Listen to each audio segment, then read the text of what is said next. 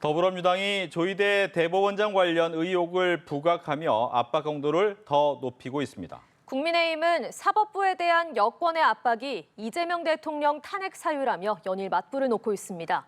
국회 연결해 자세한 내용 알아보겠습니다. 윤솔 기자. 네, 국회입니다. 더불어민주당의 조희대 대법원장 사퇴 요구를 놓고 여야는 오전부터 목소리를 높였습니다. 민주당 정청래 대표는 제주에서 열린 최고위 회의에서 조 대법원장을 향해 비상계엄에도 침묵하고 서울 서부지법 폭동에도 침묵하다가 사법개혁 요구에만 반대 의견을 냈다고 작심 비판했습니다. 특히 조 대법원장이 대선을 앞두고 이재명 사건은 대법원에서 알아서 처리한다는 취지의 발언을 했다는 의혹을 언급하면서 내란 특검 관련 수사도 촉구했습니다. 이어진 발언을 직접 들어보시죠. 조희대 대법원장을 어떻게 해야 하겠습니까? 스스로 답할 때가 되었습니다. 존경받아야 할 사법부의 수장이 이렇게 정치적 편향성과 알 수 없는 의혹 제기 때문에 사퇴 요구가 있는 만큼 대법원장의 직무를 계속 수행하기에는 매우 부적절해 보입니다.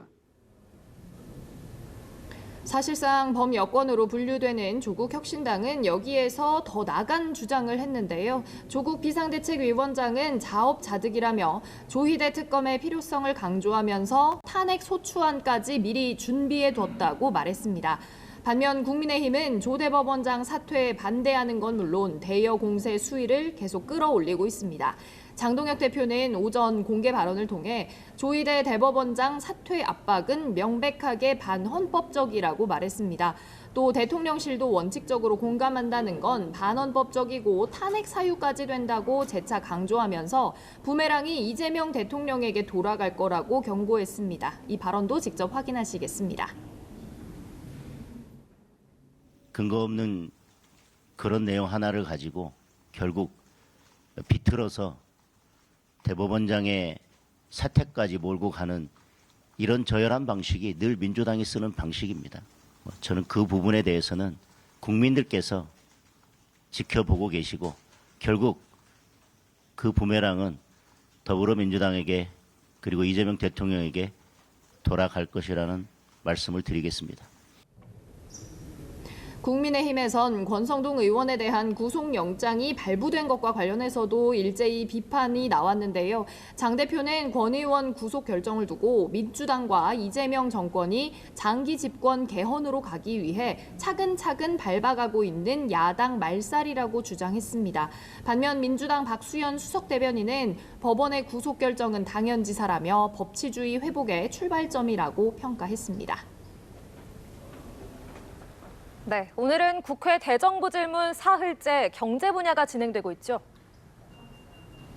네, 그렇습니다. 국회는 현재 경제 분야 대정부 질문을 진행하고 있습니다. 첫 질의자로 나선 민주당 이현주 의원은 3,500억 달러 대미 투자를 두고 우리나라가 로열티를 받아야 할 정도로 미국이 아쉬운 상황이라고 지적했는데요.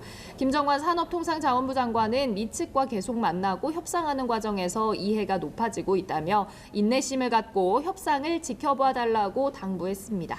이어 국민의힘 김상훈 의원은 노사가 상생해야 하는데 이재명 정부가 너무 노조 편향적이라고 노란봉투법에 문제를 지적했습니다. 이에 구윤철 경제부총리 겸 기획재정부 장관은 여러 우려가 있지만 잘 조정해서 한국 경제 성장의 하나의 토대가 될 거라고 설명을 했습니다. 이런 가운데 여야는 3+3 민생경제협의체를 구성하고 오는 19일 첫 회동을 갖기로 했습니다. 여야는 원내대표를 제외한 정책위의장과 수석부의장, 원내 정책수석이 참석하는 3대3 협의체를 가동하기로 했는데요. 공통 공약이 테이블에 오를 예정이어서 처리에 속도가 붙을지도 주목됩니다. 지금까지 국회에서 연합뉴스TV 윤솔입니다.